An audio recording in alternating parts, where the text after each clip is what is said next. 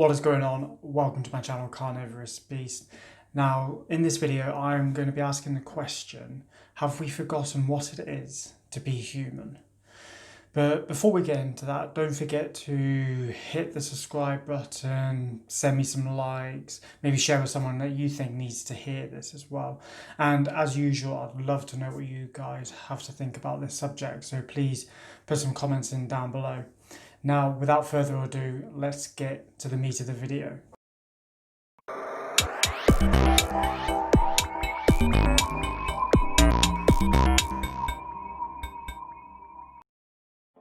Now, in this video, I'm going to be focusing on what I believe to be the three main human instincts, and they are self-preservation, sexual, and social.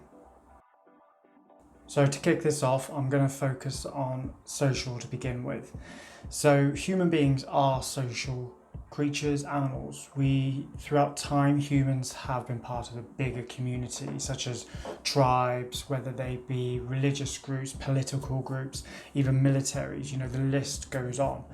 And what has happened in this modern world is that this social instinct is starting to be ignored. We believe that we are being social by being connected through social media, but it is all a big lie.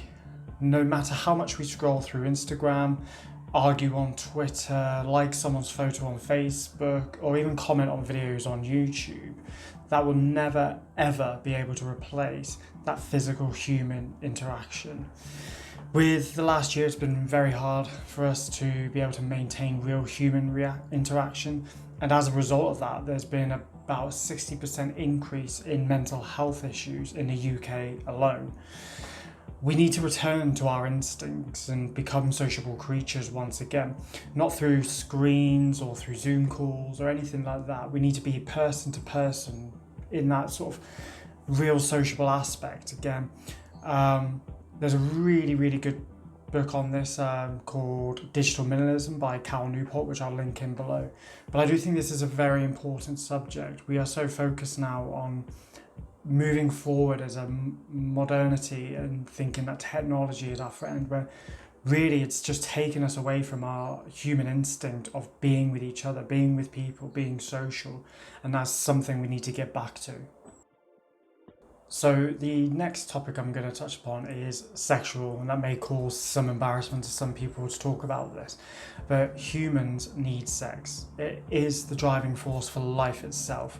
Without it, I wouldn't be here discussing this topic with you guys now. We would be extinct as a species completely. Now, worryingly, there's been reports of under 35-year-olds having less sex nowadays. And this is apparently due to several factors, such as digital distractions and also delayed adulthood as well. Now, I'm going to focus on the digital distraction side first of all, and it's reported that younger people are more likely to watch Netflix, scroll through Instagram, or play computer games than actually initiate sexual activity. And this is once again ignoring that important instinct of sex in human beings. The constant distractions have taken away that sexual desire because our minds are always connected now to something, like I said before, whether it be Instagram, Netflix, or computer games. And it's a time that we start disconnecting and begin listening to our desires, start connecting to our human instincts instead. Now, with the delayed adulthood as well, there's another factor why young people seem to be having less sex. And I believe this could be down to several factors. One being digital connectivity, as we've discussed before. But what I really think is important is the diet that these individuals have been brought up on. I would say that most under 35-year-olds have been brought up on the sort of standard American diet, or as I call it, SAD diet. And it's deficient in so many vital nutrients that your brain needs to develop. And we need to stop feeding this to our families. There's such vital fats that are being ignored. Through those past 35 years, we've been living through this dogma of fat being really bad. So we haven't given it to our children. And that's stunted their development. And these children are not progressing to adulthood in the same sort of speed as we used to in older generations when they were on a much more fat heavy diet. So I do believe that has an impact, and that's affected that growth in the mind. Also as well, we live in a sort of very cotton wool world at the moment, so parents are very much mollycoddling their children, so those children don't mentally develop as they should do. They don't fend for themselves, so do not go out there and become adults. So we need to return to looking after our children, obviously, but giving them the right food, not mollycoddling them when they fall over, all of these sort of stuff, not doing everything for them, and allowing them to grow as individuals as well. And that should then help the sexual desire to come across, and also disconnecting as well, disconnecting from technology and connecting with your human instinct. So the next subject I'm going to talk about is the self-preservation, and I think this is one of the most important. This is our desire to stay alive. If our bodies fail, we cannot live. The instinct is concerned primarily with one's own physical body and its health, stability, protection, and ultimately that we continue to live. Now, whilst the instinct still exists these days, I believe, it has now unfortunately been outsourced to big pharma, big food, big tech.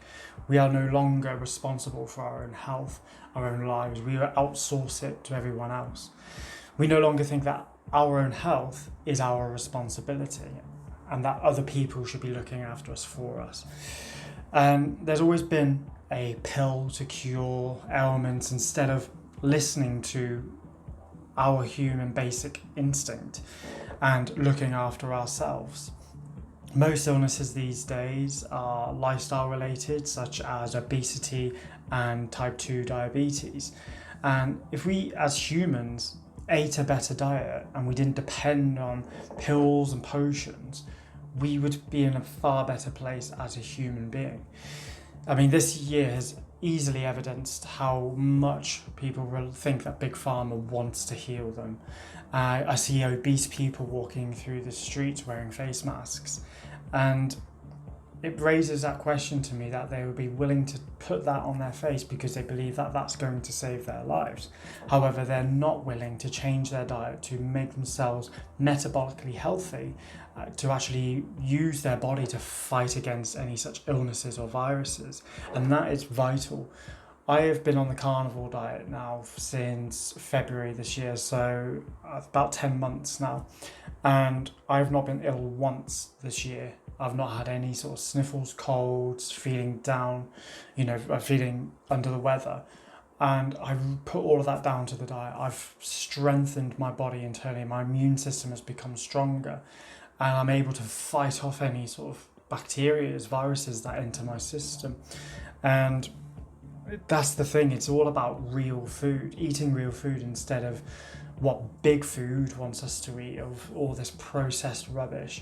The excuses we hear, I haven't got enough time, I can't be bothered, all of that sort of stuff. It doesn't matter. If you can be bothered to put a face mask on, then you should be able to be bothered to go out and cook real food for yourself, to improve your health and make yourself a human being again, instead of this product to the big pharma, big food, big tech industries. Continuing focusing on the self-preservation topic, we also nowadays rely on other people to look after us, whether it be governments, whether it be the big pharma, as I mentioned before. There's so much reliance and not enough sort of importance of our own health, looking after ourselves. And I think that's so sad to see that people no longer care about what they put inside themselves. And the problem is as well, we get sold so many lies. We've been sold this low fat lie for decades now, and people still have that mentality that fat is bad. And I've mentioned this in many videos before, but your brain is 60 to 70% fat. It needs that fat to develop. Your immune system needs to be fed good food. You put sugars, processed carbs, all that sort of stuff into your stomach, your microbiome is going to be an inhospitable place.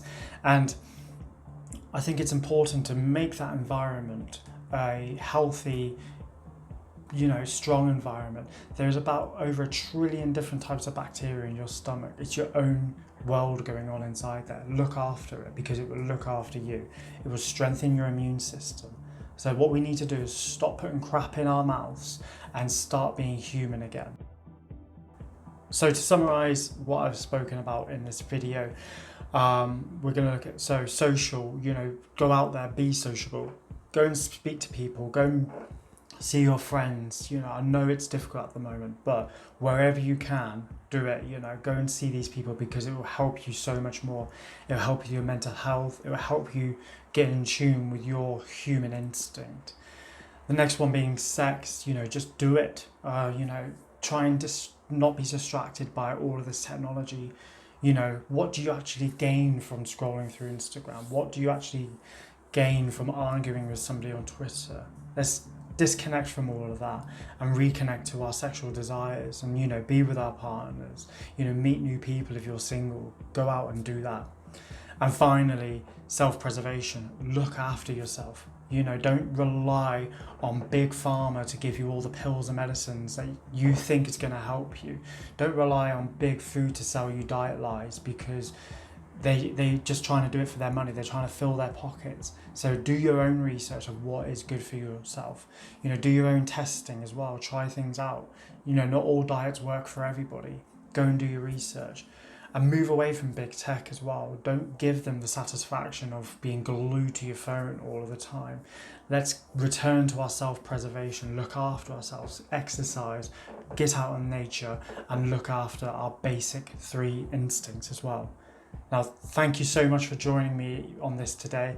Bit of a sort of different subject than I usually do, but I'd love to know what you guys have thought about this, whether you'd like to see sort of more content like this, so put some comment in down below. And also, while you're there, don't forget to hit that subscribe button, send me some likes, and share with anybody who you think needs to hear this right now as well. So once again, thank you for joining me, and I look forward to seeing you again next week. Take care.